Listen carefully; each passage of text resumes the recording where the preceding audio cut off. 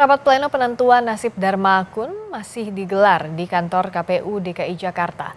Lebih lengkap informasinya akan disampaikan jurnalis Kompas TV Niputu Trisnanda.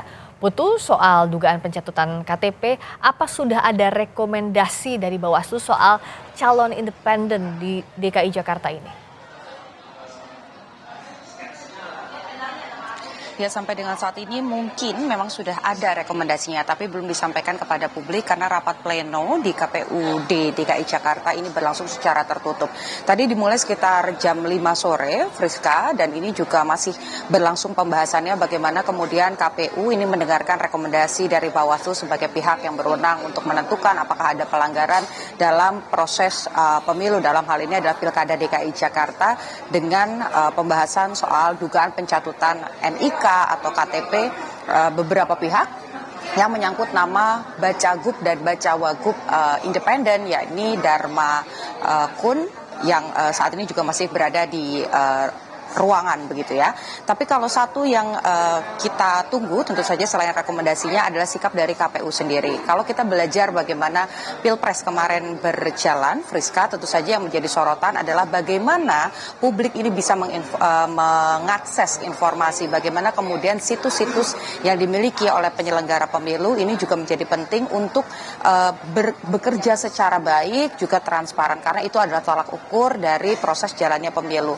Memang sebelumnya kalau mendengarkan bagaimana pernyataan KPU bahwa pihak yang berwenang untuk menangani pelanggaran adalah Bawaslu, dan kalau ditemukan adanya kesalahan atau pelanggaran ini nanti yang akan disanksi adalah pihak dari pasangan calon ya, dan KPU ini seolah-olah hanya operator saja dalam proses penyelenggaraan pemilu. Padahal kalau kita lihat namanya penyelenggara pemilu ini tentu saja bukan hanya sebagai operator saja, tapi juga punya kewenangan, punya peran yang cukup besar dalam jalannya proses pemilu. Bagaimana KPU ini juga mengambil peran sebagai garda pertama untuk mengantisipasi adanya kecurangan.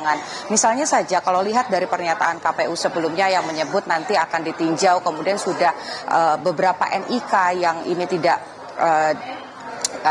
diduga dicatut, kemudian sudah melakukan pelaporan ke Bawaslu, ini statusnya adalah TSM, kemudian situs yang bisa diakses oleh publik sebelumnya untuk mengecek itu adalah data yang belum terverifikasi, ada penundaan input data dan lain-lain. Nah, ini yang seharusnya menjadi fokus dari KPU, bagaimana hal-hal seperti ini tidak boleh terjadi, supaya publik yang kemudian juga ingin mengikuti pesta demokrasi khususnya di DKI Jakarta sebagai pemilih yang memiliki hak untuk memberikan suara ini juga tidak memiliki ketakutan, karena ini belajar dari Pilpres kemarin.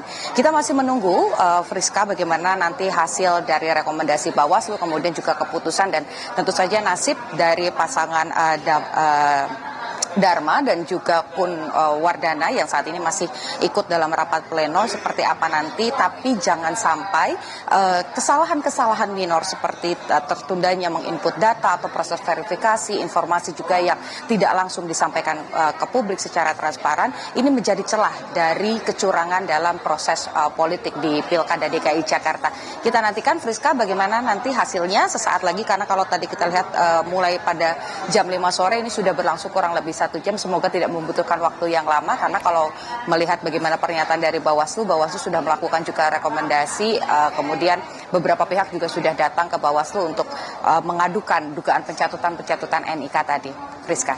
Rapat pleno terkait penentuan nasib Dharma Kun untuk maju di Pilkada Jakarta masih digelar hingga saat ini di kantor KPU DKI Jakarta. Terima kasih Niputu Trisnanda, laporan Anda.